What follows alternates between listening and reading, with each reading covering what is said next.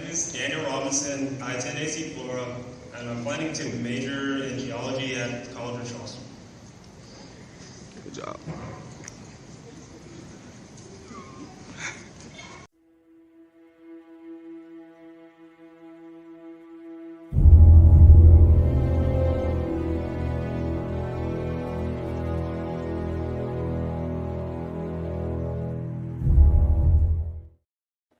At the break of dawn,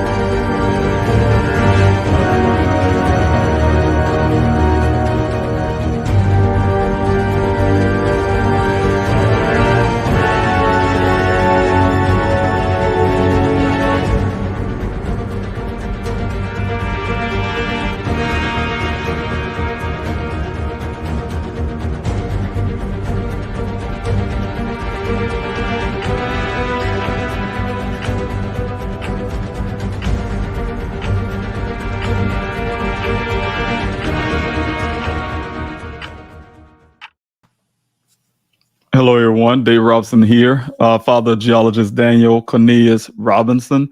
Today is the 25th of August, and it's 2 days past the 30th, the 23rd of the month, where there's another 30 days that my son has been missing. As you know, Daniel has been missing over 3 years now. Still searching for him, still doing what I need to do to make sure my son is getting the justice that he need. It was my primary focus is my son. I'm a father who love my children, and then do with anything I can to make sure I'm fighting from here for him. Today, I want to bring in something that I have done in the past. I had a lot of time not being able to do so because of my congressional run has been taking a lot of my time. But one thing I stopped with in the past was things to consider. Is some what I have been doing is going through some of the timeline and some of the information that I received while searching for my son. That's meaning the investigational stuff that I'm ready to start sharing with the public, and as well as things that you need to consider when it comes to my son's case and the reasons why I had to fight the way, and I have to fight the way I do to make sure, like I said, my son get the justice that he deserves. For many of you that don't know Daniel, he's a geologist that graduated from the College of Charleston in Charleston, South Carolina. He decided to do something that he loved. He fell in love with geology in his freshman year of college. He since then excelled in school. He graduated with honors, taking his career out to Phoenix, Arizona, where he was living at the time, to work for a company called Matrix New World, an engineering company called Matrix New World. Matrix Southwest Groundwater is another name for it. They hired him on as a field geologist, also called a hydrogeologist. What this company do is go out to assess groundwater, wells and things that are drilled, something that is very, very important for the state of Arizona, and the fact that it's a desert state, and they rely heavily on groundwater and also the Colorado River. And and his job is to make sure that those communities that people live in and rely on water actually is available to them. So his job was at this point was to go out into two well sites that will be used to house or to water, to provide water for a community that has been sought to be built, should be on the way of being built now as currently. But I want to talk about a little bit of that, a little bit of his story. But what I want to focus in on today is a little part. I won't be able to stay on long as I really want to. I looked at the time, and one thing I want to just point out some of the things that I haven't in the past. So I hope I can continue to do what I'm doing today. to give you a little bit more details about Daniel's case that you never heard before, and also allow you to listen to some of the audio recordings that I have with the Buckeye Police Department, for instance, to back up some of the things that I was saying in the past, have been saying for the last 3 years, in terms of their inability to even search for Daniel, the inability to treat Daniel's case as if it was urgent. Of course, what again, I want to put up front. I talked to someone earlier this week, and describing them. Look, I'm not anti law enforcement at all. Matter of fact, I know we need law enforcement. I think that we need to make sure law enforcement have more resources that they need to do the job that they are doing. There's a lot of officers doing a great job out there. I have a retired officer that's working in the Daniel Robinson Foundation. He's a board member, as well as he's also the president of the West Valley AACP. So I know a lot of officers. I have a stepbrother who's a retired detective himself. So, like I'm saying, I know a lot of officers who does the job and does the job well. But when it comes to law enforcement not doing their job correctly, lazily, or some form of showing no apathy, or the fact that they may just be low budget and don't go out and ask for other resources, I have to point those things out. So that's what I want to put out there as a disclaimer at the beginning. But what I'm saying is these things is something that's happening to everyone, to many Americans every day. Like I say often in my congressional run, as well as here, there's over 600,000 Americans go missing every year in this country, over 3,000 a day. Almost 2,000 of those are children. 40% of all missed cases are people of color. Though Black people, we make only 13% of the population. And it's something that's been going on for a long time. There's a big crisis in the country, and we need to make awareness of it. So I will be coming back on that. Like I said, I want to start off this evening because I haven't been on a while, and I really thank everybody who's joining in. I'm looking at both of the Instagram, and I wish I could put you all on the screen and answers, put your comments and things you may say on the screen. But those who on Facebook, Twitter, and YouTube, I will be sharing some of your comments on there. And if you have any questions, please feel free to do what we always know when you come to Please Help Find Daniel, is to put a big question mark before your question, the word question before your question, or the capital letter Q.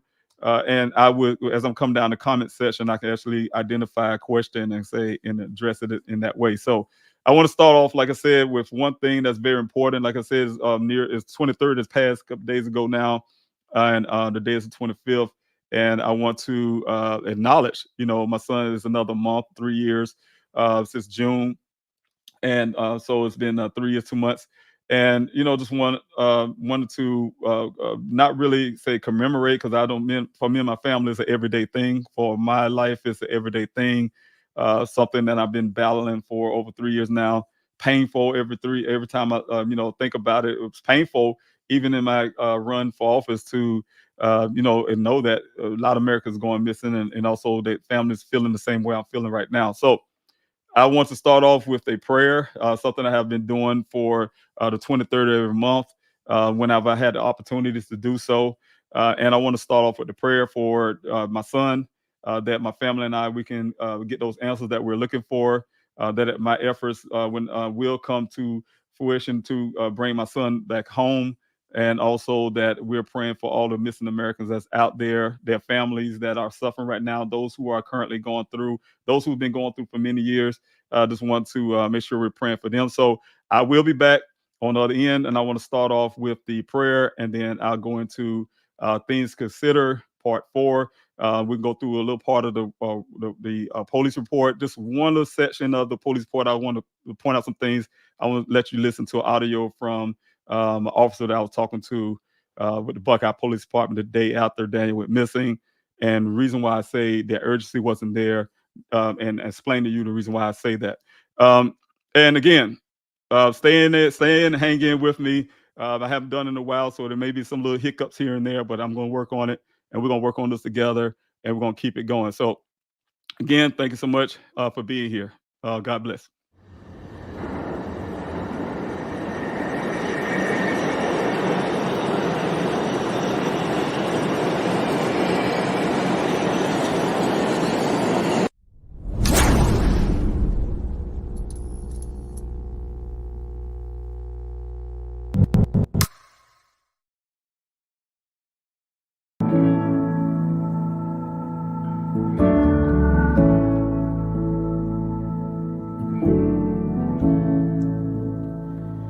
You are my shelter from the storm. You keep me safe inside your wings. You are my comfort when life gets hard. You lead me to water to drink.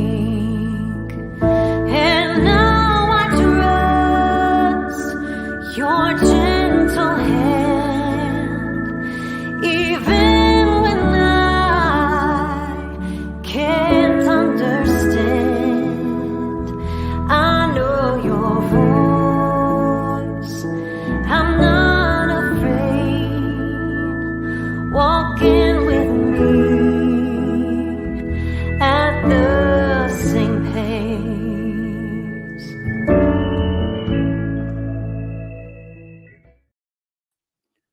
Okay, let us pray. Heavenly Father, I thank you, Lord, for this life, health, and strength. I thank you for watching us, keeping us from safe and seen and unseen dangers, bringing us a new day, providing all our daily bread, all our needs. We come here today. You say when two or three are gathered in your name, you're in the midst. We thank you for being here today with everybody who's listening to my voice, those who joining in prayer with me. You know everything of their needs and their heart's desire. We ask you, Heavenly Father, to bless them in their lives and make sure that they're receiving the things that they're asking and that they're needing. And Lord, we know that you can provide. We're here is also to stand in the gap for those who have missing loved ones out there in America, the ones that we know that have gone missing today. We ask you, Lord, that those who have missing loved ones that have been gone for years, and also for Daniel, who I'm looking for, my son, and make sure that we get the answers that we're looking for, put us in the right place at the right time, work with law enforcement to give them the right heart and the right mind to search for these missing loved ones, give them the right tools that they need, help them, Heavenly Father. We thank you, Heavenly Father, for everybody that's joining us today. And we ask you, Lord, to bless their hearts and their mind. We thank you, Heavenly Father, for all things. Amen. So thank you, everybody, again, for joining in with me on this live this evening. I will be back on the side. I just wanted to get the prayer in, and I wanted to make sure I jump right into things to consider. So here you go, one more little break, and I'll be right back.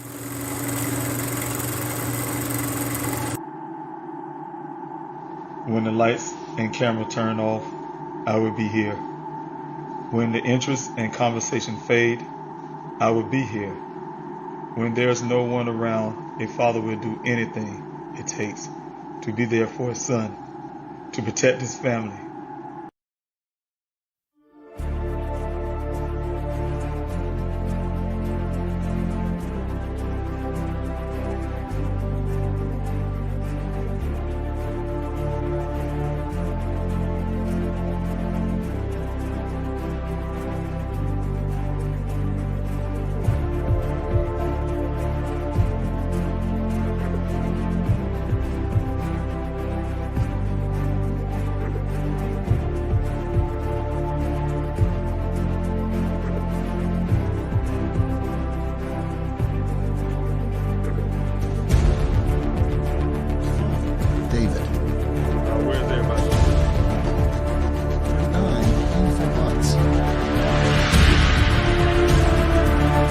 Without these special people behind me, I wouldn't have a search.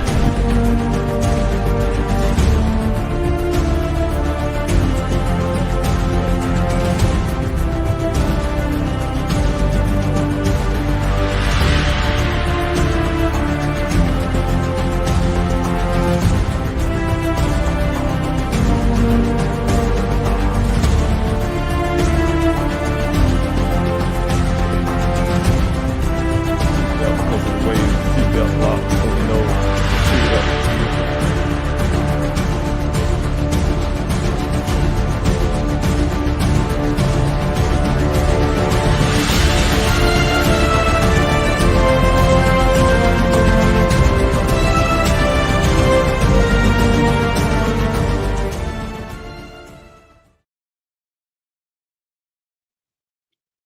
Hello again, everybody. David Robinson here again. Thank you so much for being a part of this live stream. I want to back up a little bit for those who just joining in. They may not know much about my son's case. Daniel Robinson. He's a geologist from South Carolina, Columbia, South Carolina. He's a native. We are native as a family. Daniel, he's graduated from the College of Charleston, where he excelled, like I said earlier, graduated with honors. A little bit about his character. Daniel is a fun-loving family member. When I say that, he's a person that drives us to do great things, as well as the fact that he brings us together as a family. We have any kind of strife, Daniel's right there in the center, and make sure that he can mend those things. But I want to say one thing as well as his spirit of selling and wanting to do things in life ever since he was a little child. He would never stop for anything. As many know, that Daniel has been born without a right hand, and that is something that is testament to him. As a little boy, me and his mother, of course, have a lot of concerns with him being born without a right hand, and how he would perform once he get to college, or get to high school, or even just the elementary school. But he did very well, even with his siblings around the house. We see how he would figure out things and play video games, and definitely did very well with that. He challenged his siblings all the time, so even challenging himself. I remember when we first started introducing prosthetics to him. He's very rejective to that. It don't feel natural to him, and he definitely didn't really want to accept that at all. Of course, his mother would want to push it a little bit more, because we were concerned that how other students would react to him in school. Then still, Daniel wanted to be himself. He only asked one question about his hand once to his mother. His mother gave him an explanation for that, that God have it and God have an opportunity to use it, and he would give it back to him. At that time, Daniel had never asked that question again. But like I said, as he was growing up, I see him do amazing things, like teach himself how to play the French horn. That was his first instrument. A matter of fact, he did so well. I remember the local channel News 19 here in Columbia, South Carolina, highlighted that. It's something that I was really very, very proud of. When I was in Afghanistan, people in the States would send that article to me and let me know that, hey, your son is doing very well with this, with the French horn. Also, he taught himself how to play the trumpet. He's been doing well on that. He tried to mess around with the trombone. His brother played the trombone. And also he did a little sports. And also, like I said, everything else, when it comes to his mind, he challenges everything. He wants something, he's going to get it. I saw that also, like outside of college, he wanted to travel. He's been somewhere I haven't been before, like Puerto Rico. He wanted to make sure he go in cultures, because he is a very culture-oriented person. He wanted to learn about other people's culture and just explore, just be with his friends and explore. So that's him. He has entrepreneurial spirit. His goal is to be a millionaire before he's 30 years old. He's sought after that. He's been working on that. And I was really, really happy that, and also tried to assist him on doing so. Just everything, so I missed the 2-hour conversation we had, because that's what Daniel would do as well. I know it's 2 hours because, he always have questions. He always want to know things. He want to bounce off his ideas to me, and things we talk about it. That was our normal conversation. Like I said, it's always 2 hours or more. So anytime I have anything going on, I knew I had to sit that 2 hours aside. But going forward, as those who jumped in, Daniel, a geologist, like I said, decided to take his career out to Phoenix, Arizona, and started his first job, first career in life. And just wanted to be in a state that he fell in love with. When he took this class when he just graduated, took a class in Flagstaff, I think it was. And he fell in love with Arizona. If you think about it, it's a place where geologists would thrive. So he fell in love with it, and he wanted to live there. He didn't even come back to South Carolina as we thought he would before he decided to set off. And he started his own life. He got his own apartment. Eventually, he got his own apartment after being there for a month, and in Phoenix, Arizona, and then since moved to Tempe, Arizona. But in the meantime, like I said, he was working for this company, Matrix New World, also known as Matrix Southwest Groundwater, where he ended up going missing. But those who know the story about my son, I wanted to start off with the fact that parts of what issues I would have is that, when you have a missing loved one, the first thing the family would do, we rely on law enforcement do that job of locating our loved one. And we also rely on law enforcement to take our word for it. We say our loved one is missing; they are definitely missing. And the reason why a person would say their loved one is missing is because they did all their due diligence to make sure. I would take that because I don't think anybody would say, "Hey, this person didn't come home. He didn't normally come home at 5 o'clock." And it is now 6 o'clock. They didn't show up yet, and we just immediately say they are missing. No, we go make the phone calls. We check on that person. We check on families. Whatever the situation may be, until we're convinced as a family that this loved one is missing. And that's what happened in Daniel's case. My daughter called. I was sitting on my back porch area in my favorite seat, and I have gotten that phone call from my daughter. She was living in Phoenix as well at the time, and she had a co-worker of Daniel come to her apartment. It stunned her because, first of all, she didn't know this person and how he knew where she lived. He explained to her that he'd been there before with Daniel, at her apartment complex.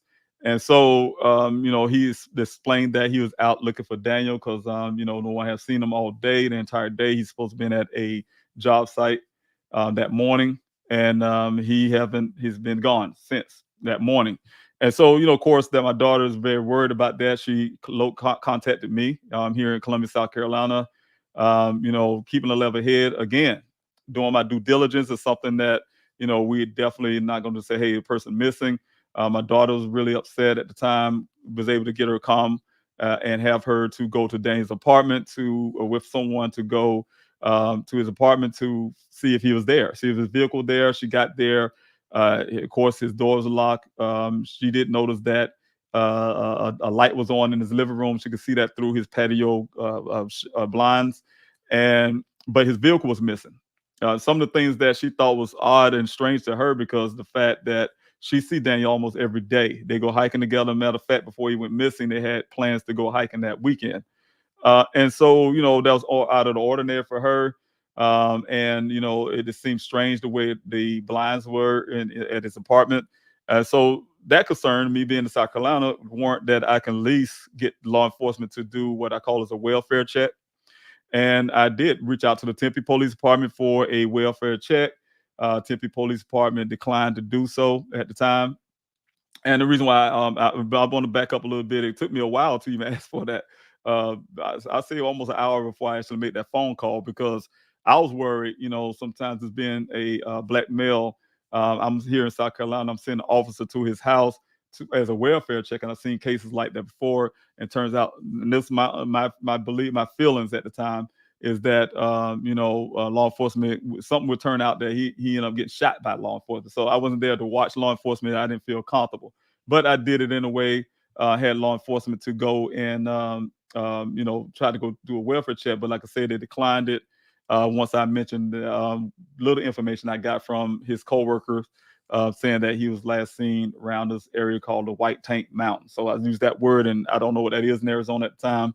But that's what law enforcement utilized to say, well, that's not our concern, basically. It belongs to the Buckeye Police Department, which they bounced me over there. I did reach out to the Buckeye Police Department. The number they gave me, gave them the same information that I have gotten from his work, his job. And, because I was doing my due diligence, like I said, calling his job to friends, family, his mother. His mother and I are divorced, but called her and see if she heard from him. She didn't hear from him. And other families haven't heard from them. So talking to Buckeye Police Department, they bounced me and told me that I had to wait 12 hours before I can report. South Carolina's at this time of the year, we're 3 hours ahead of Arizona. So I waited to that time that they gave me to make that phone call. So I want to tell you the time. I had wrote it down. It's roughly around it's around at 7:04 p.m. Arizona time. And it was really rough trying to wait for 12 hours to say, look, they wanted me to wait that long. But anyway, it's 7:04 when I reported. because I was told earlier that, because now that I found out, they said it was 9 o'clock to Daniel, but that coworker said it was early that morning.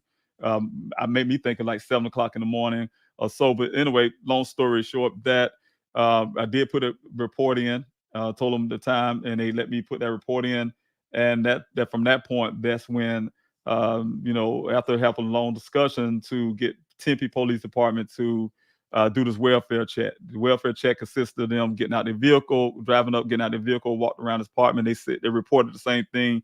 They could see a light on in the apartment, and that was it. That's the extent of that. I wanted to go a little further because I couldn't get them to do it, to make sure there was no foul play at that time. Because it was unusual at that time for Daniel. Is out of character, and anything that we know about my son, it's just something that he wouldn't do. So I want to play a little something. I want to jump into it because I don't want this live to be too long tonight. I have some things I take care of. But I want to say that I have a few things I want to talk about, and it's on page 20 of the Buckeye Police Department. I got this from the first report. I tell you guys, and you already know, those who've been following for 3 years.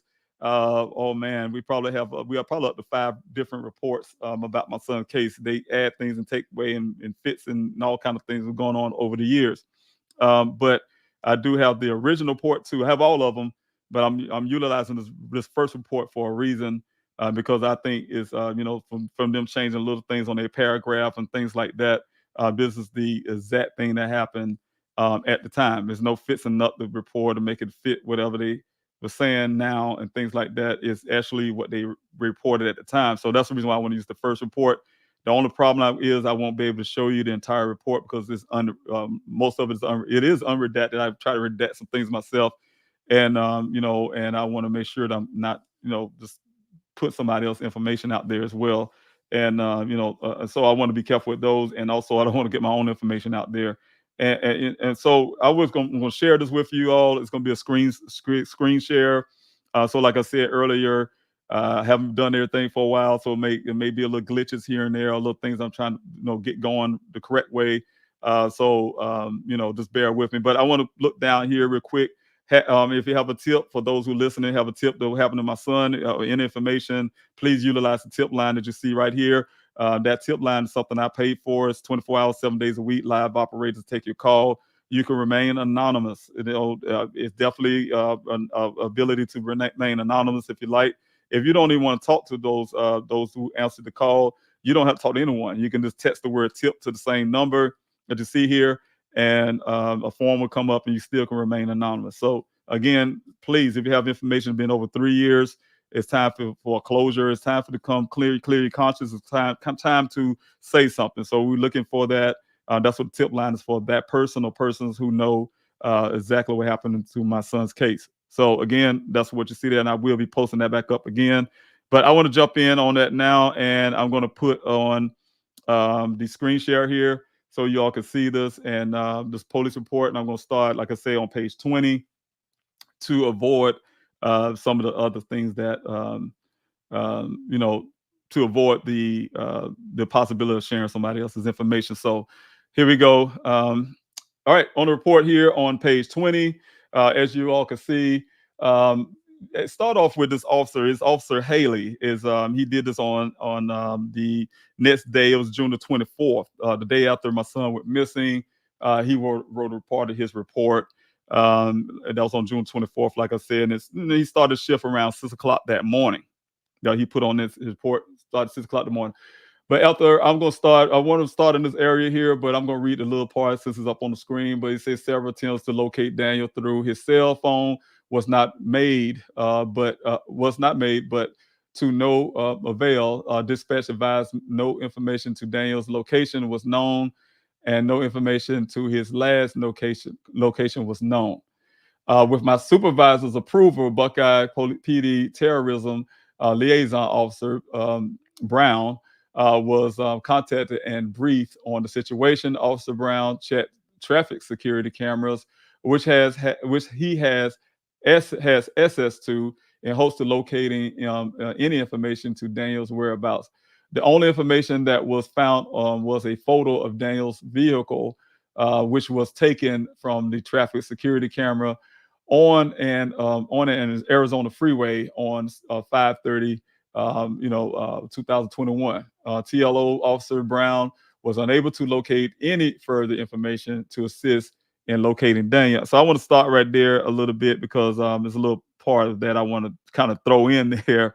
One thing is for me, we did ask them to, that's the first thing we asked when we talked to law enforcement when I got to Arizona. Because like I told you all, I hopped in my car and drove that 2,000 miles to get there. Um, but one thing for sure is that we asked for cell phone pings that they was unable to do. They told me they need a warrant. They didn't even try at the time. The other part is we asked for the camera footage, and then we found information about the Uconnect in this vehicle, and we asked for that. Anything that can help us locate what happened to Daniel, where he's at the time, we tried to do. And so uh, with this camera footage, we was told as a family that they didn't have any footage at all. They couldn't access it because the highway department is through the highway department, and those cameras don't really record anything is what they told us. So when they wrote this on this report, it's totally different from what they told us personally. But they did acknowledge that the only footage they ever seen, like I said, I was really upset because look, it felt like my son's riding around Arizona with a cloaking device on because they saying they have any footage of him ever at any of those traffic lights. We see all these cameras. So, I was real uptight about that at the time. But they said that only footage they had was that of when he went to go see his sister in California on that interstate, like you were reading there. So I want to go look. I just wanted to throw that in there, my little 2 cents and part of that. But anyway, area for Daniel, checking the area for Daniel. As many may know, you probably heard it before in the past, where Buckeye Police Department come out and say, hey, we was out in the desert, we was in the desert looking for Daniel. We had to search on day one, we was out there. And I'm telling you, the contradictory part to that is the fact that what I was told at the time, dealing with Officer Cruz, is that, and he told me first, probably it was only to him and another officer. I didn't know anything. I wasn't in Arizona at the time, and I don't know anything about Arizona other than that's the first time I heard the word Sun Valley Parkway. I didn't know what that was at the time, but he said he explained to me it's a long road that leads nowhere. I would get the audio to you guys eventually, but it's a long road. He says it stretches out for miles and miles and miles, and they're gonna go ride up and down this road. They're gonna take a long time for them to do it, but they're gonna ride up and down this road in their area to see if he's stuck on the side of the road somewhere. That type deal. That is what. When I tell everybody, it was more so they use a lot of word games, I call it, in their report. They didn't actually been out in the desert looking in the area. The area was called riding up and down Sun Valley Parkway. So no one went in the desert looking for my son that night. I requested them to go in the desert to put a helicopter out there. I'm a military man, but they told me they can't fly helicopters at night, which was bogus to me. But I'm in South Carolina. Couldn't get there to, call them up on it. But that's what they told me at the time. They couldn't do it, but they would get one out that next morning and go search for them. So I want to go back into this right here so you guys can see this more again. On the report, it says on the 24th, this is the next day, checking for Daniel. This is when they so-called went to go check for Daniel. A day after, not the day of, the day after. On the search, like I said, is up and down Sun Valley Parkway. Also Cruz and another one to ride to see if he's stuck on the side of the road. I checked the area of the North 315th Avenue, a few miles north of West Highland Road. This area is a few miles south of the job site. In that area, I checked for Daniel, his vehicle, for any signs of both. I was ultimately unable to locate anything. And this is the actions taken before the end of his shift on that 24th. And again, this is the Officer Haley. Before ending my shift on 6/24, which was the next day they were missing, David, Davisha, Kevin were contacted by phone to given the outcome of the efforts made in my investigation to Daniel. Being missing. They were all informed and called police if Daniel's whereabouts were known or if Daniel contacted any one of them. It should be noted, he says, it should be noted that David, Davisha, and Kevin were advised that a helicopter was requested through my immediate supervisor to attempt to check the area for Daniel, but was declined. And so this, like I'm saying, you guys, this back up what I was saying. The search for my son was actually declined because that's what I asked for. It was declined. He told me that, that's when that thing came out about he's a grown man, he could disappear if he want to. They told me that it was unauthorized, and the same officer, he was reluctant on the phone. He was reluctant and, say, hey, look, as if like, it's not my choice, it was my higher ups, is how he put it. It was declined. They were informed that I would look into the matter on 6/25 upon my return to work. And he's missed on 23rd, 25th, 2 days after. Additionally, I told them that the officer which comes on shift prior to me going off shift will be briefed about everything that was going on. After speaking to said parties, I contacted the oncoming shift officer, Buckeye PD Officer Ashton. I informed her of all pertinent information on this case. And this is a follow-up taken on the 25th. This is those days after.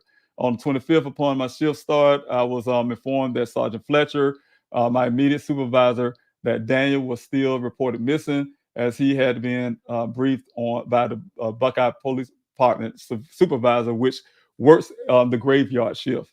I asked Sergeant Fletcher for the direction on what further actions needed to be done due to Daniel still being missing. All right, and it says Sergeant Fletcher advised to document all information that I had obtained in my investigation and to document any actions up to that time. He advised me that the case could be forwarded to Buckeye PD detectives for the follow-up. Helicopter search and recheck of the job site area by Buckeye PD. Now, before I go here, I want to throw in one thing. Now, I made it to Arizona. You guys know what I made it Arizona 20 on the 26th of June. And the thing is that when I got there, and that's why I'm really, really not really following the 25th story. And the reason why I say this, because I was coming into the Phoenix area at the time. My auntie called, very excited, and she said, "David, I got him to, do this helicopter search."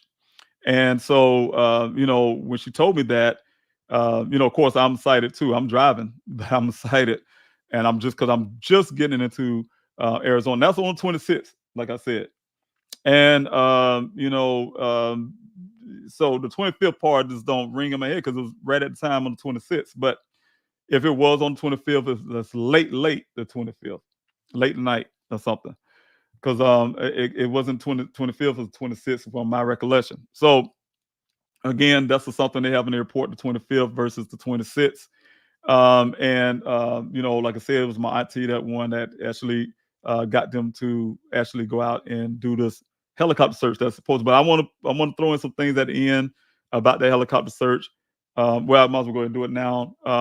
As to date, I say like this: as it stands, as today, what this is 2024, the 25th of August, 2024.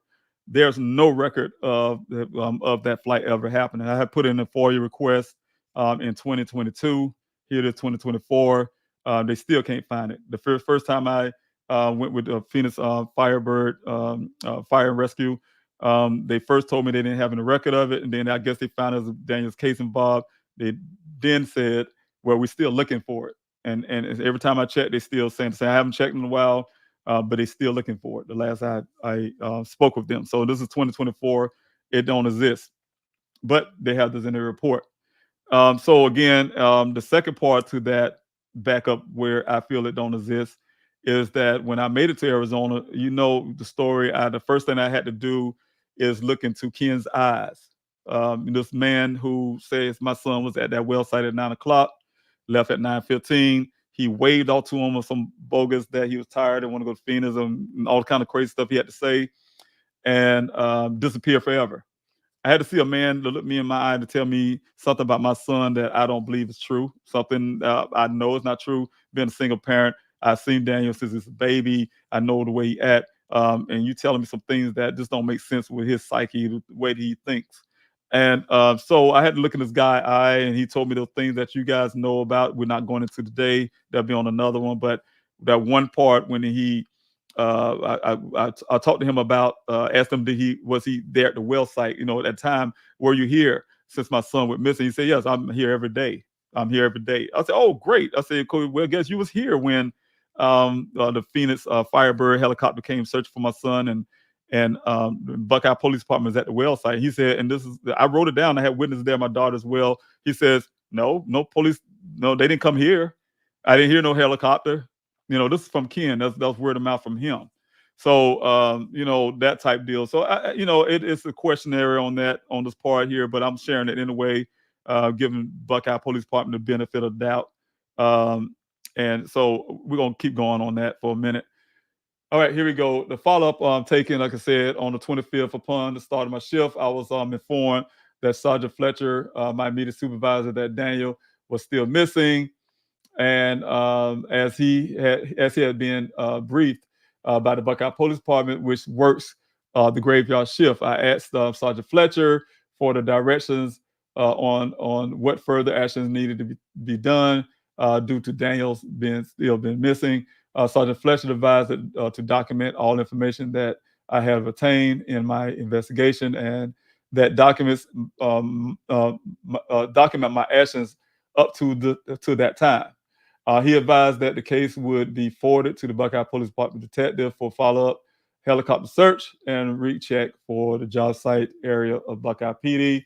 Later in my shift on 6/25, I received word from Sergeant Fletcher that Daniel's aunt had called Buckeye PD to talk to the supervisor about her concerns. And I'm coming down a little bit here. All right. Her concern regarding Daniel being missing. Sergeant Fletcher advised he contacted Daniel's aunt, and upon speaking to her about the situation, the decision to request a helicopter will be made. A short time after obtaining this information, I received word from Sergeant Fletcher that the Phoenix Firebird helicopter would be heading to the job site location to check the surrounding area for Daniel and Daniel's vehicle. While the helicopter checked the area, Buckeye PD Officer Brown and Buckeye PD Sergeant C. Hale checked the desert area as well. Ultimately, Daniel and his vehicle were not located. The Uconnect system, again, you guys rechecked. They said they did this before, and I should have went up a little bit so you guys can understand about the Uconnect. It was first said by Buckeye when he asked the Uconnect representative about Daniel's vehicle, trying to get information about his Uconnect. He didn't have an account, set up with them, but the information can be done, and they just get an account added to it, which they did. But they could not get what they told me as us as a family. They couldn't get information from his Uconnect because it was it came up with 0 grids. And the reason why that happens, either it's been tampered with, it has no power, the battery's been disconnected, or it was I think it was something else that was going on with that. I can't remember exactly right now, but it was 3 reasons why they said that this would happen. And those things were the strange part of it. That's why you can see it. I kind of put that information on the side of the screen. You can see me mark this page up really good, this report up really good, but that's the reason I put all of that mark in there. I've been kind of putting some notes for myself. But anyway, he said that Uconnect could not get information or whatever from that. Okay, well, let's see where I'm at. I'm going to lose my track here. I was informed by the Uconnect system employee that the reasons the vehicle location was not able to be obtained was either from someone tampering with the system, the Uconnect system application not being properly updated in Daniel's vehicle, or that was a part I missed, or Daniel's vehicle battery had no charge, which means that his battery was dead. The Uconnect system employee specified that Daniel's vehicle could be tracked, even if the engine was off, right? And when like I said, I talked to the Buckeye Police Department. They're saying it was zero grids. The other part you had to ask yourself about that is, and this part of the things to consider. It's impossible to say the battery was dead when this is only a few days after. Well, actually, this right here, the first part of that happened the day after he went missing, right? That's one thing for sure. The other part is if they, let's say this is in daylight when he supposedly went missing, so we're not looking at a vehicle lying there and the headlights is on, the battery went dead or something, that type deal. So it's a lot of things you could think about why a battery would be dead. I doubt that would be in the case. The other part is you got to look at the fact that the timeline when it comes to them actually looking for that information. They tried it first. They said they did a report, did a account. They built an account. They told me it was zero grids at one time. First, they told me at first on the backup, they said they couldn't get no information from it. Then they got information from it. They said, but zero grids. So you got to look at some of those facts and say, hey, look, something just don't the information just don't add up to what was being said. But I want to go ahead and play this part of the officer when they say they had spoken to me. This is the day after Daniel went missing.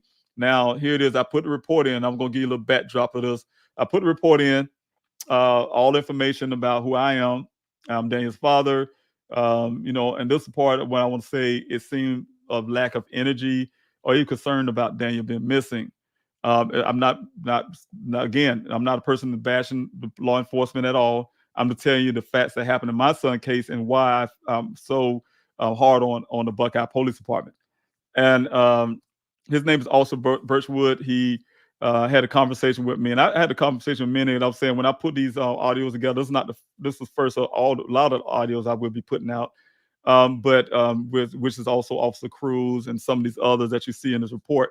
And the reason why I'm putting this one first because I want to show you guys a pattern. I'm going to show you why the things that they say on the phone and things they told us as family do not match the report. And so, and also the things that the Buckeye Police Department claim when they say we did such a great job of searching for Daniel.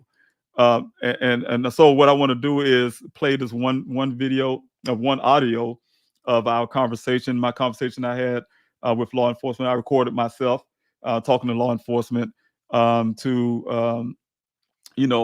you guys can actually hear. And I can't say I edited one section of this audio, and that's the section when you hear him say, ask me for my personal information, my address and phone number.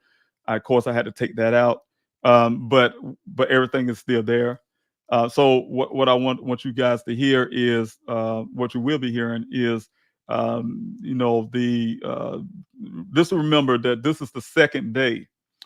This is the day after I put the report in, the day after I gave Buckeye information about my son, the day after, I asked for them to do a search for my son. And it was a few hours after I talked to the officer who said that the flight was canceled because Daniel's a grown man. He could disappear if he want to. And you can hear the reflection in my voice. I was tired because I've been on the phone all day trying to do everything I can from my vehicle and also from home, from South Carolina. And I'm tired. So when you hear my voice, I'm going to sound like that way, but because I really was tired, mentally and everything else, physically, emotionally. And so here we go. I'm going to put that up here for you all to listen to, and we'll go from there.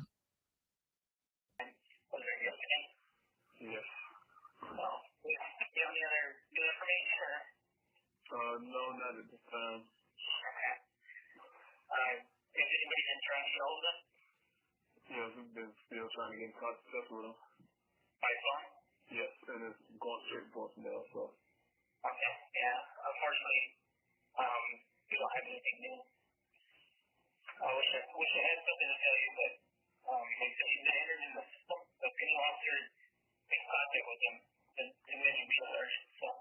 Okay, what's y'all plan? What they're doing? They still out looking for him, or? Not actively. Because they put a missing person out on him, and I believe there's a vehicle called, right?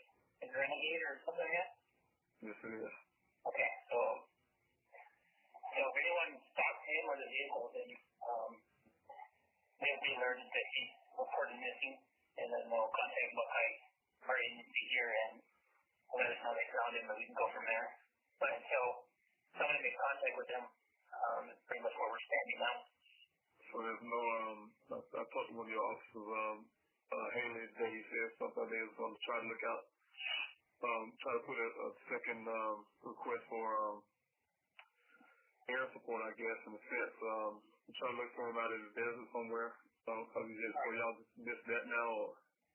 I didn't know of any of that. He went home at about 3:30 this afternoon. I didn't hear him mention anything about. What time did you call it in? Did you call in at 10 today? Yeah, I've been talking to specific nits. I talked to Officer Cruz and then also to Officer Haley. Okay. Unfortunately, neither one of them are here. Cruz went home earlier, and so did Hayden. So, I mean, I don't see anything in the note. I just read the report from yesterday, but it was on. That's pretty much all I have to go off of. Okay. Where was your scene? Over in the new construction area? Is that what they're saying? Yes. Okay. And you're the contractor? Yeah, he works with, I forgot the name of the company there, but, yeah, he's, pretty much that way, yes. Sure. Listen, I think, let me see the other information down the wall a second.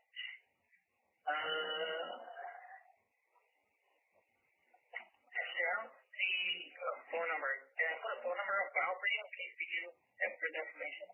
Yeah, he did it before, but it's, area code 803. 1 second, sir. Yeah, I'll pull your file real quick.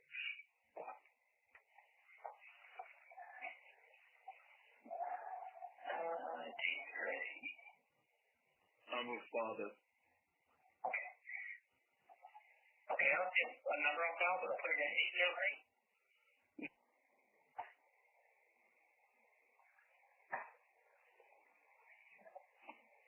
And we will check to make sure we have his updated information.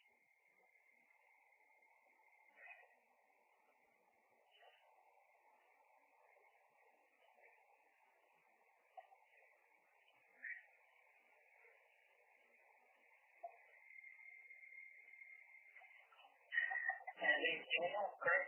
Yes, Daniel Robinson, R-O-B-I-N-S-O-N. And I'm showing him at 31 Carton Drive. Yeah, Carter Drive. Oh, Carton Drive, sorry. Apartment 115. Yeah, 15-104. Computer 185 That's and correct. number for him, 808-457-528, right? Yes. Okay. So his information is on there, and that he is actively reported as missing. And then make sure I get the vehicle.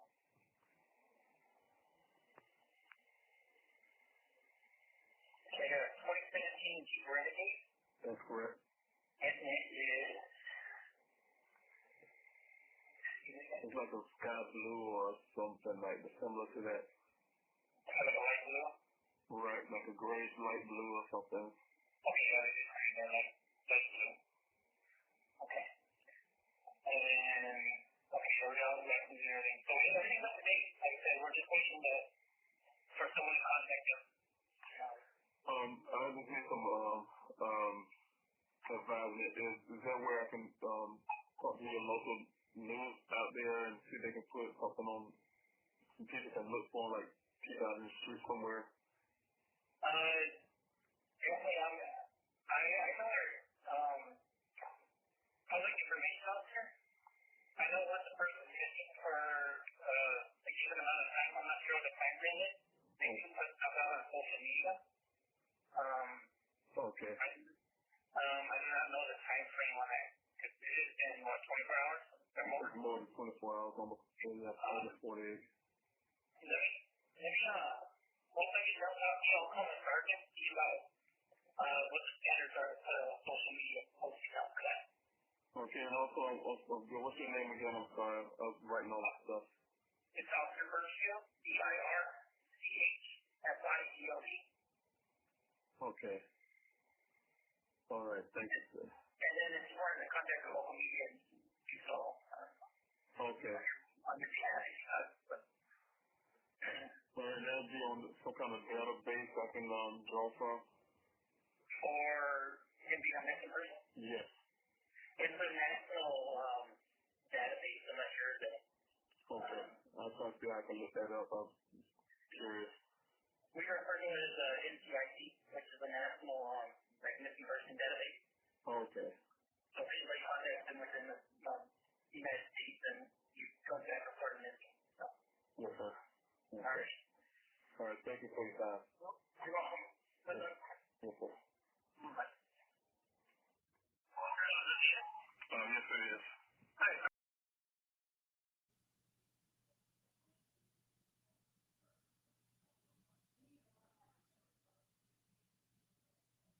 Okay, thank you everyone for and everyone for listening to that. I hope you can understand that. I can play it again, but I think it's probably the audio with this whole platform may not pull it away. I would like it, but what I want to explain to that is, Austin Birchfield, he pretty much was explaining to me that there was no active search for Daniel at that time. There hadn't been any active search for Daniel. What they have done is what he explained to me was that they enter him into this database, and they further have other conversation with law enforcement. They further, explain that that database is for when it's on pretty much like an AP bolo or whatever you want to call it. He's a grown man. He's disappeared for one. Already been said to me. So the thing that was set up was that he's in this database. If he's traveling anywhere in the country, any law enforcement who's on that system, his tags come up on that system. It automatically flags on their vehicle, dash on the computer, and they'll pull him over and say, "Hey, your family is looking for you," basically. And that was the end of the search. If it hadn't been for my aunt to push, something I asked for and they denied, the helicopter search, we wouldn't have had the 25th search. So what I want to do is end it here, because what I'm planning to do is continue on this things to consider. I will try to make sure I'm doing the continuation, because it's been a while since I did the first, and I looked back and I think it was literally 4 months passed by since I did the last one. But I will come back again if you all want to follow me on this and learn a little bit more about this part of the report. So I'm gonna go through every little section of the report. Next time, I definitely will be utilizing a report that wouldn't have, some of this information there that I don't want, to be actually put out there in the public. So I want to make sure that everybody's information is safe, because, like I say, I received unredacted versions of reports. That was the first report they gave me when they told me they were investigating in a more, and that was finished with Daniel's case, and gave my investigator the black box data and things like that. So again, thank you so much, everybody. Oh yeah, one last thing I want to make sure I don't forget this. Definitely don't want to forget this, is to go to pleasehelpfinddaniel.com. And I really, really need everyone to really be involved with my son's, case still. Like I said, I'm doing a congressional run. It's based on my son's case. That's what pushed me to run in the first place. I need to get those data. So anybody who's been following this case, who's been knowing that I've been fighting for Daniel, my run is helping with that. I don't know how long my son will be missing. Many families have missing loved ones, been missing for 20 years sometimes. And I'm, God forbid, if that happened in our case. But the things that I have found out when I was in Arizona will help even in my son's case, if God forbid that he's missing for many years. It's things that I've learned when I was, like I said, in Arizona, work with the senators, work with telecommunication companies. There are some laws and things that could be put in place. There's also some policies that should be dismantled, and also some freedoms for law enforcement to do some things when it comes, not invading privacy and things like that, but some things they can do to better enhance their abilities to actually get this information in real time, to make sure that we'll find out missing loved ones, so we won't have 600,000 Americans go missing every year. But to be able to do what I need to do, I need to first win this my seat in here in South Carolina. I had to win and get to Congress. The person I'm running up against, he's a 20-year incumbent who built a great dynasty for himself. So it's going to not be an easy race for me, but I'm definitely pushing hard. Everybody know who's been following. I'm not a person to give up. I'm not bred that way. I'm not a person to give up. I'm a fighter. Make sure I'm going to, just like I fight for my son, I make sure I'm fighting for all Americans who've gone missing. So again, join us on pleasehelpfinddaniel.com. You can help by signing the petition. That is something that's very important to my whole efforts, is putting your voice. And I call it your voice. Is not your signatures. It's your voice that you add into what I'm doing. The 132,289 people who have already placed their voice there. If you have multiple emails, you can also do it multiple times.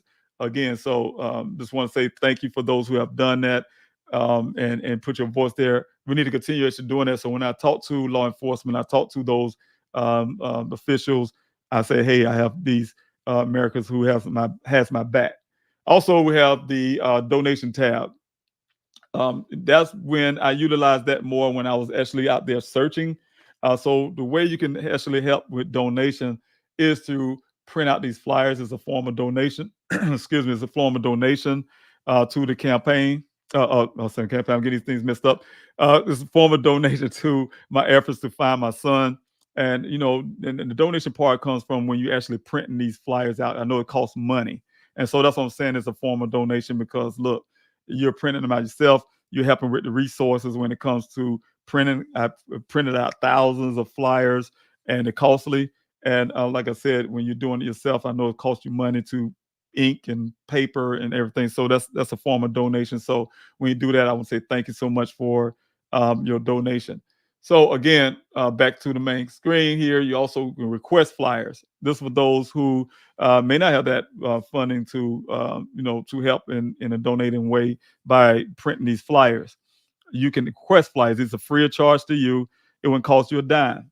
You just need to put your information here, your name, your name, of course, the address that we need to send the flyers out to you. So again, this is free to you, free of charge. Definitely need these flyers out there to keep my son's case alive. To reach that person or persons who may know something is very crucial to his case. Every case, not just my son's case, but every case need that type of attention, need that type of help. Because I'm telling you, when the lights, the cameras goes off, when it's not a news story anymore, or when it's not out there, we rely on people like you to share on your social media to get these flyers out in your communities. Because that one person, I will do that same analogy, could have been traveling down Sunville Parkway that morning. My son went missing and saw something, right? But that little something, it means a resolution to what happened to my son. But it was in a U-Haul truck and they was leaving Arizona, or they was going away to the airport because they already moving away from Arizona. Now they're living in Little Wissy, Georgia somewhere, or Catskill, New York, I like to say, or some little small town in your area or your city somewhere. And you have these flyers and you put these flyers out there and it jogs their memory. You know what? I've seen this person before. I heard, I was out there that day. It can jog a memory. And that's also, we don't know what happened to my son. And the fact that, because I don't know, I know some foul play happened, but we don't know what foul play really means. There could be somebody out there that knows something and see that flyer and say, hey, you know what? I need to give this dad the answers he's been looking for all these years. So again, those flyers are very crucial to my efforts of finding my son. Lastly, of course, I don't have any searches coming up, but I'm planning to do one after after I win the general election, November the 5th. I'm planning to try to get back out of Arizona and hit a last little pocket of the search that I need to search out there in the Sonoran Desert. That's when this button would come and play. Of course, you guys know what that is. You hit this, it takes you to the search page. This search page is not active, but it is have PDFs there to teach you how to do line searches and things I put there, how to be safe out there in the desert. So this will be implemented once active again, once I, like I said, come up with a moment where I can go check those areas that need to be checked and find out how I can, utilize, volunteers who can get out there and actually keep you safe. So if I can't do it that way, I might have a small team, just a small team to go in those areas because it's very difficult in those desert areas. I don't know what it looked like now. I have someone that works at the Air Force Base there. They used to go out there and check for me while I'm here in South Carolina. And, they building that community out there. So I don't know what to expect from this point. But like I said, volunteers and other ways tab, you can help me that way. But this is the main part when I say volunteer donations, you guys. Again, this is the part here is just we look for justice for my son, but please join in the mail-in protest. It's something that keep law enforcement engaged in my son's case. My son's case is far from being a cold case. And the reason why, you guys, I'm in South Carolina, and I say this all the time to people. It's easy for people to say all kind of things to you on the phone, like law enforcement doing right now, versus you in their face. The only thing that's hindering me from being in Arizona is my congressional run because I have to get these things done.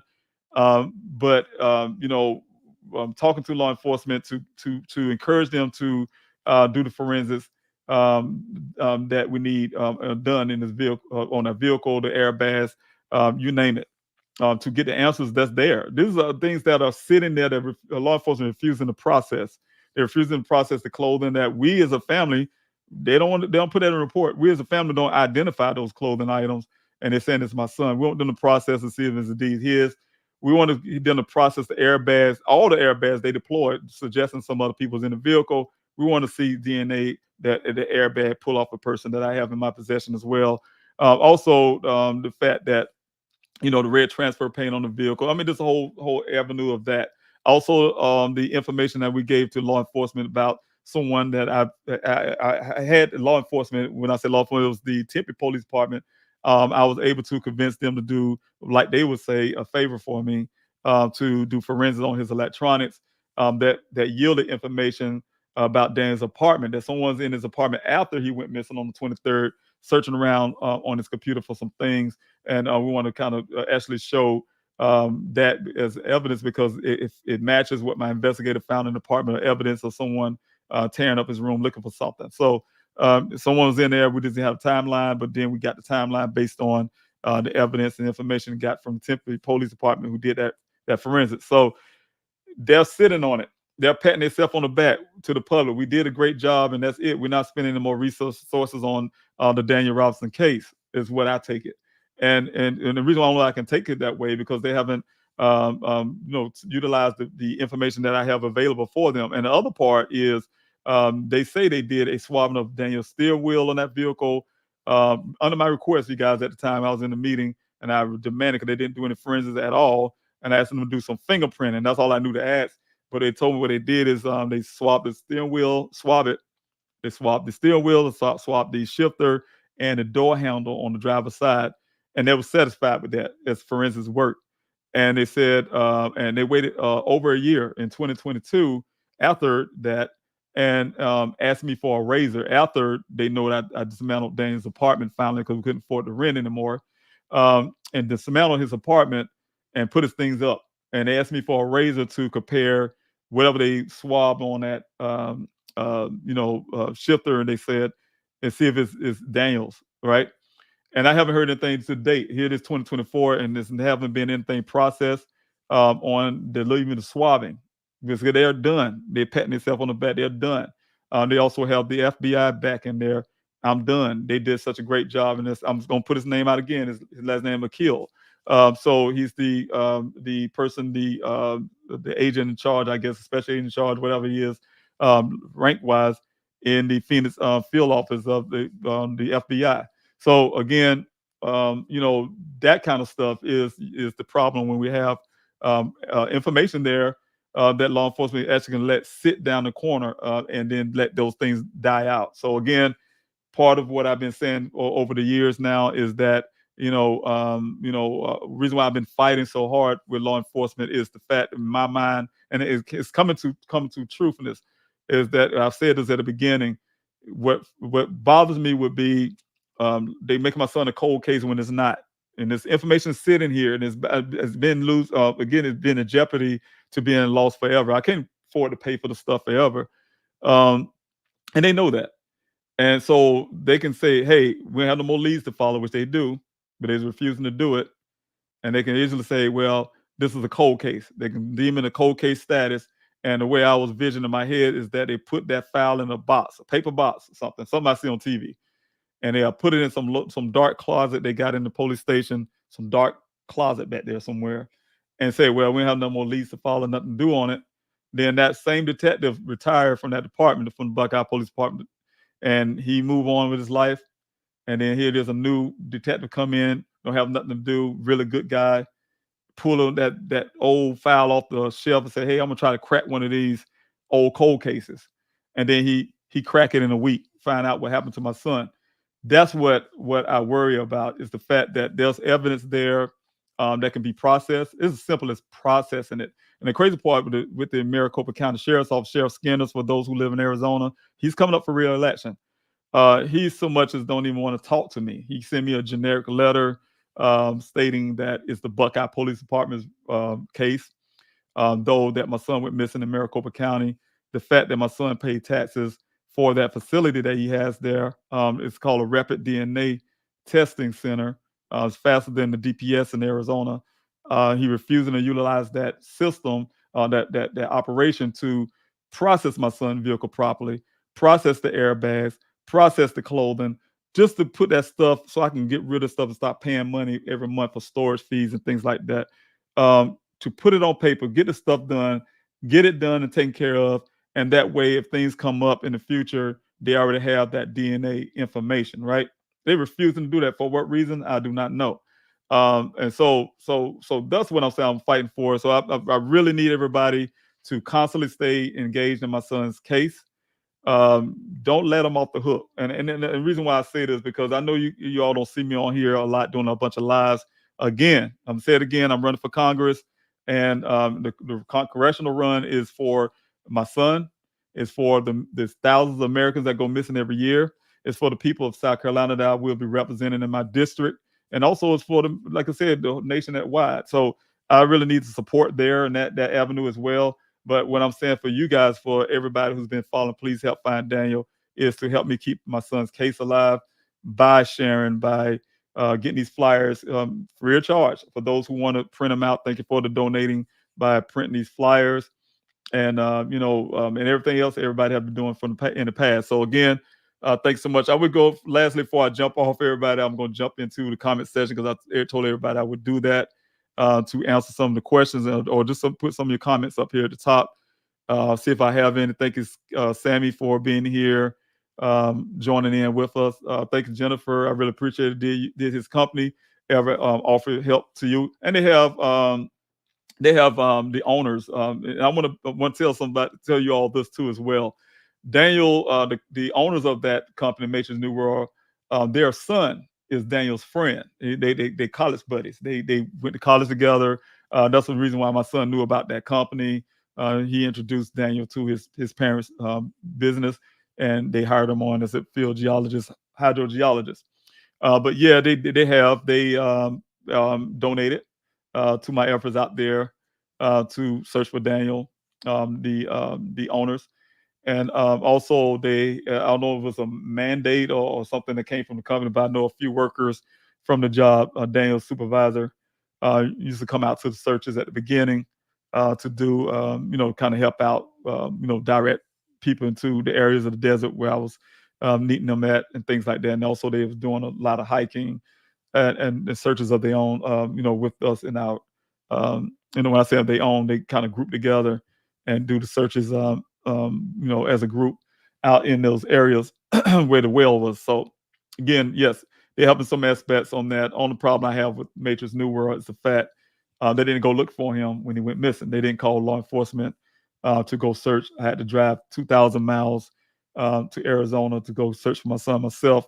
They haven't sent out a search party, and they did have the resources to put helicopter out there, and they didn't do it. So there's a lot of things I could say when it comes to that, but I have said because of that.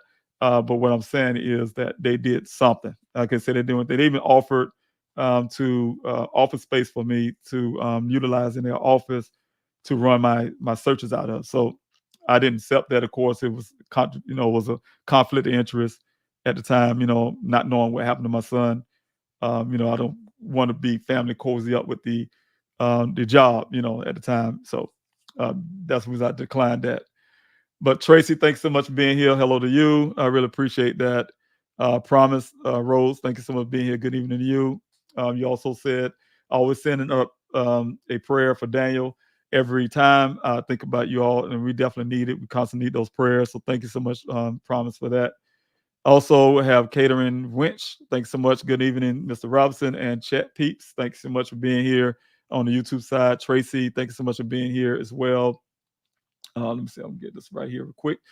And also T. Michelle, thank you so much for being here. Again, I really appreciate you.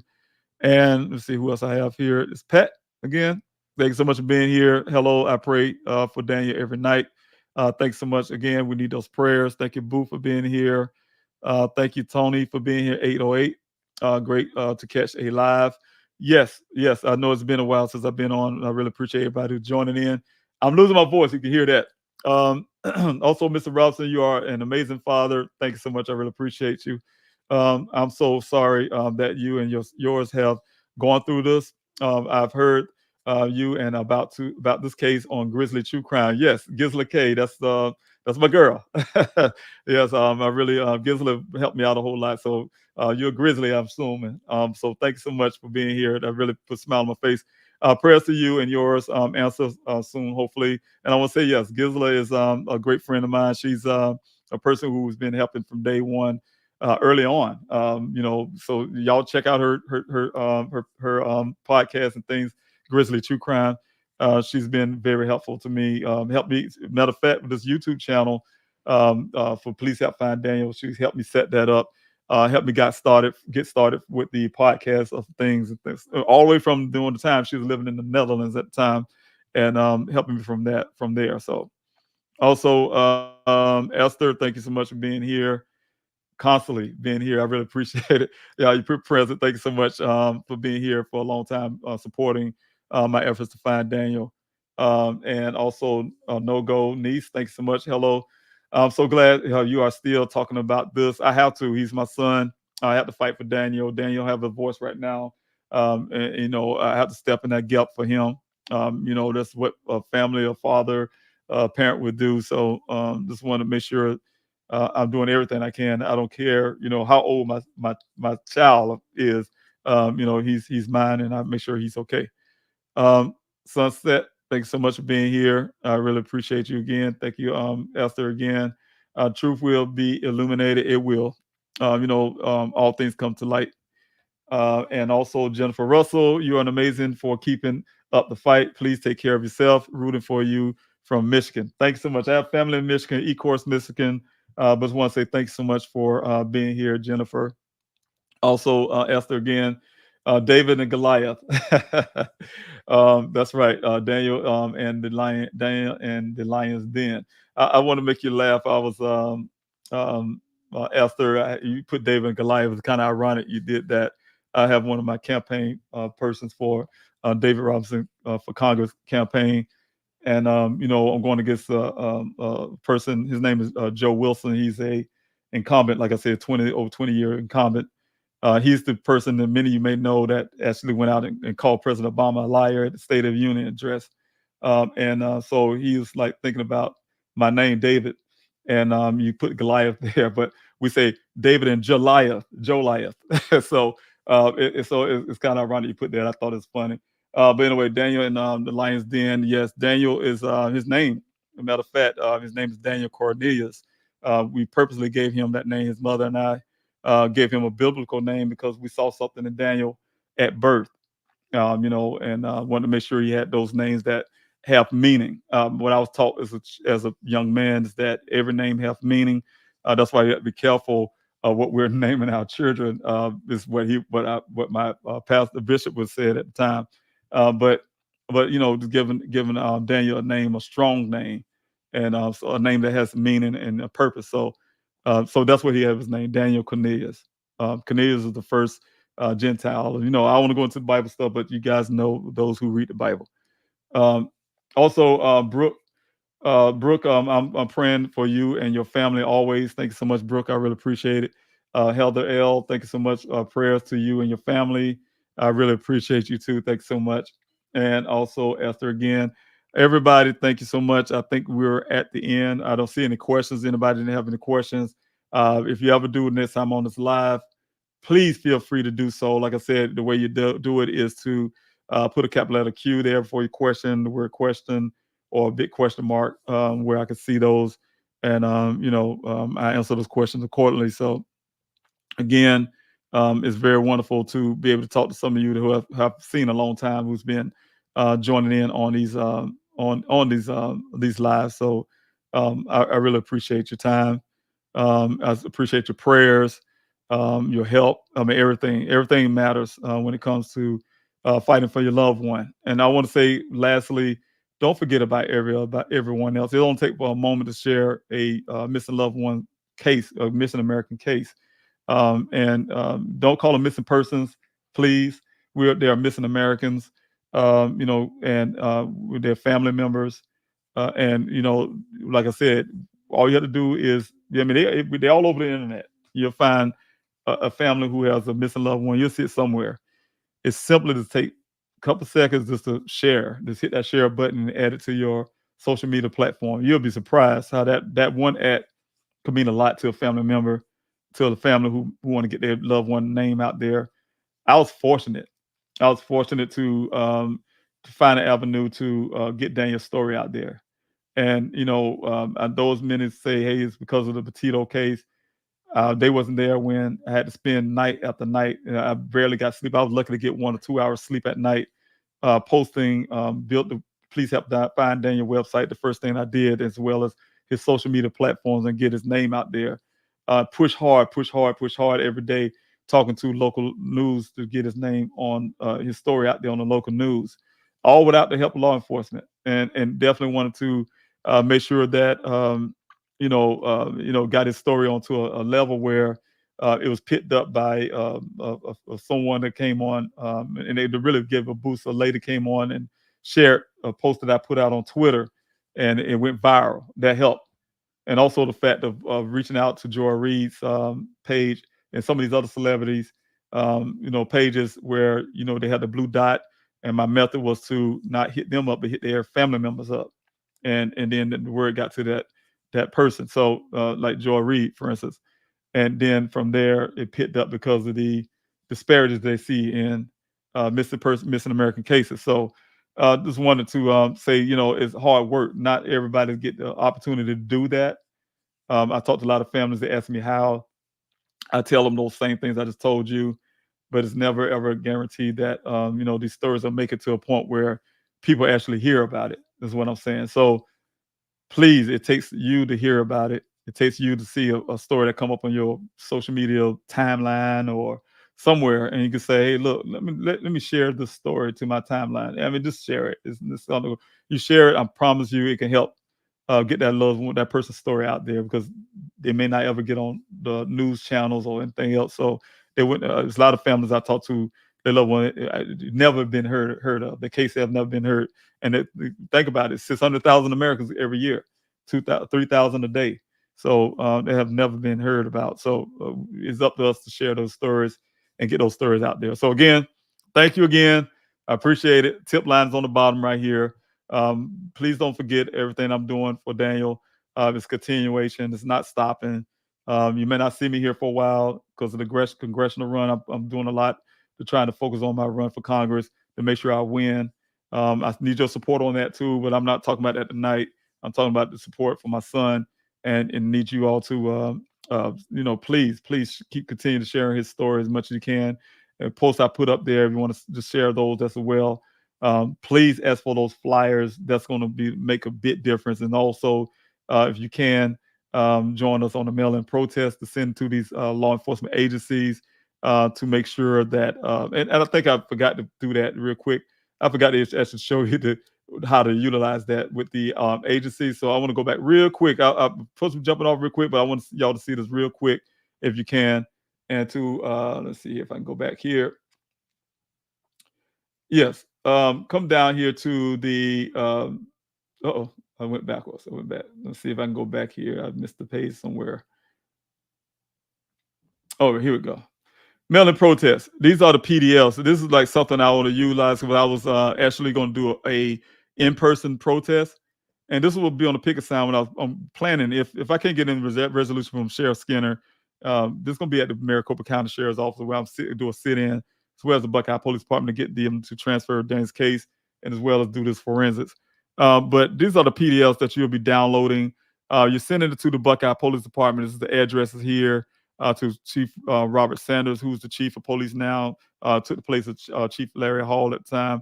And he's the chief now, and you send that to him. And there's also the Maricopa County Sheriff's Office, Sheriff Skinner.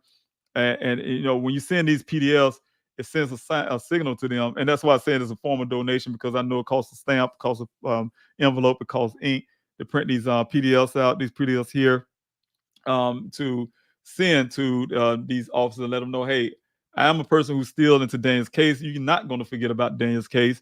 The Buckeye, Arizona is in Maricopa County. Geologist Daniel Robinson, C. Robinson, went missing in Maricopa County. Sheriff's Office must fulfill your jurisdictional responsibility, open an independent investigation to Daniel Robinson's case. And so, these are the parts of the PDFs that you would pick as 5 of them. And all of them, like I said, have meaning.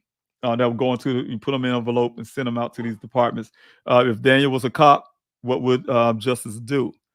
We demand the same treatment if Daniel was one of your own. We demand a criminal investigation into the disappearance of geologist Daniel Cornelius Robinson. What do we want? We want justice. When do we want it? We want it now.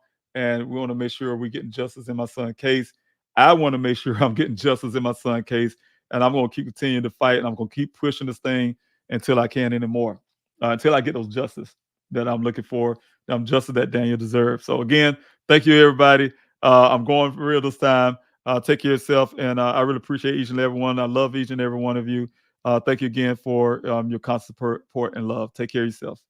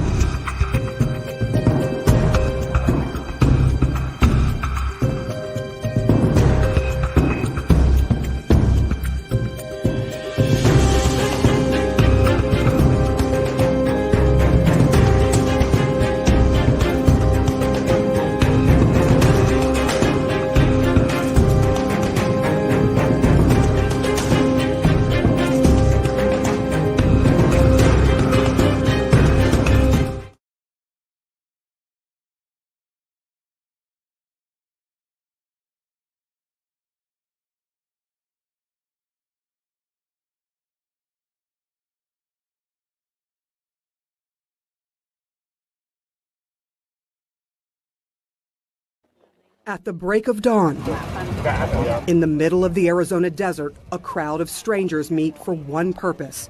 You guys coming out here to help me out, I really appreciate that from the bottom of my heart. To help another stranger, a father desperately searching for his 24-year-old son, Daniel Robinson. Since he was a child, he liked to challenge everything. He was born with a challenge. And I wanted to introduce him to prosthetics because he's born one hand. We quickly learned that that's something that Daniel didn't want. He let nothing stop him. He decided to be a geologist once he got into freshman year in college. He excelled that. He graduated with honors. Daniel's first job is checking the viability of water wells in the Arizona desert. He loved this area, of course, because of the rock formation. You're a geologist, this is the best place to be. But the terrain became a hellscape for his dad when Daniel went missing back in June from his job site. And what number search is this? This is search number 14. Navigating the dangers in the desert, the Army veteran knows firsthand time is of the essence. When I called the Buckeye Police Department, they told me that I had to wait an extra 3 hours because they had a 12-hour, report time when you can say a person is missing. Then I called them back and put in the missing person report. I got very worried. That's when I got very worried. I asked the Buckeye Police Department to go out and search that area. The officer told me that they were going to send a vehicle out there, a helicopter out to search for him. I was relieved. And then he called back an hour later and said, no, it was a no-go. I'm his dad, and he's my son. I've lost all sense of reality. At that moment, I said, you know what? They're not going to look for my son. I'm going to have to do it myself. Before he arrived, police did decide to search on foot and with helicopters. This is the last place your son was seen? The last place. What do you think happened, David? I think a lot happened here. I'm very suspicious. But he doesn't know what. A month in, there's a break in the case, and police call Robinson. I got afraid, actually, that it's going to be some bad news. He said, no, we just found his vehicle. Some ranchers found it, and then at that point, we conducted our investigation and additional searches. What was the condition of the car? If it had rolled over, it sounds like it was pretty bad. Yeah, the car was on its side. The sunroof was kicked out at that point, so he might have exited through the sunroof. His wrecked car in a ravine, both airbags deployed, Daniel's cell phone, clothes he was wearing that day, and a case of water all found at the crash site. But not Daniel. People don't just disappear into thin air. True. Does that sort of feel like what's happened to here? Yes. Yeah, it's very, very challenging case. No matter how much the family asks for this to be a criminal investigation, can you make that happen? We can't make up evidence. Absolutely suspicious circumstances related to the case. Frustrated and heartbroken, Robinson hired a private investigator. Where are we going? Down here is where the vehicle was recovered from. Is that the glass from the car? Yes. When you looked at this accident, what are the discrepancies that you noticed right away? I believe it was in more than one collision. What does the data from the black box of the car tell you? That there was 11 additional miles on the vehicle since the airbags came out. What does that tell you? That tells me it was crashed somewhere else. Does that sound suspicious? What explains that? Well, we had the national expert that came in and provided us his findings, and then they ended up speaking to an expert at Jeep, and the expert says, yes, sometimes that happens, and it's not unusual. But the data also shows someone tried to start the car 46 times after the crash. That's something we can't explain. It begs the question, again, the family is saying it's criminal. It's got to be, he's in danger. Do something. Right. No, I agree. But we need information. We need evidence. He's got a lot of theories. His words, I think, were, I don't think they cared. What do you say to that? Couldn't be furthest from the truth. Losing hope, Robinson began pleading for media coverage. It literally took 3 months. While Robinson searched for his son, the country became riveted by media coverage of another missing persons case, the case of Gabby Petito. In my situation, people think I love our children less or something, or they're less important. In 2020, more than 543,000 missing persons records were filed. More than 480,000 were cleared. And 40% of the missing are people of color. There are a lot of Gabby Petitos and Natalie Holloways in the Black and Brown community. That's why former police officer Derica Wilson co-founded Black and Missing Inc. and says too often their cases go untold. Eventually, local stations did stories and citizens began helping search. Did you know Daniel? No, I just wanted to help. You're just helping out a stranger on a Saturday. Yeah. Why? You know what? I can't imagine what that man's going through. As the search for Daniel goes into its 5th month, another family is in the midst of a terrible mystery for a 5th year. The family of Nikki and Ariana Fitz. Ariana is very energetic, very happy. 2-year-old Ariana went missing under the most suspicious of circumstances in the San Francisco Bay Area in 2016. Her mother, Nikki Fitz, was found in a shallow grave in San Francisco's McLaren Park, but Ariana was gone. It breaks my heart that Ariana's not with her mom and Ariana's not with her family, but it also breaks my heart even more is that I know that Nikki wants nothing more than Ariana to be with us, to be home. Tessa Fitz says she is convinced her niece Ariana was taken by people close to Ariana's mother. San Francisco police searched for weeks. They had some leads, but no arrests. A digitally altered photo was made of what she may look like now. And she's 8 now. I don't want to see this in a picture. I want to see her face in person. Should Ariana Fitz be a household name like JonBenet Ramsey? Absolutely. Why is her case any different from Kaylee Anthony?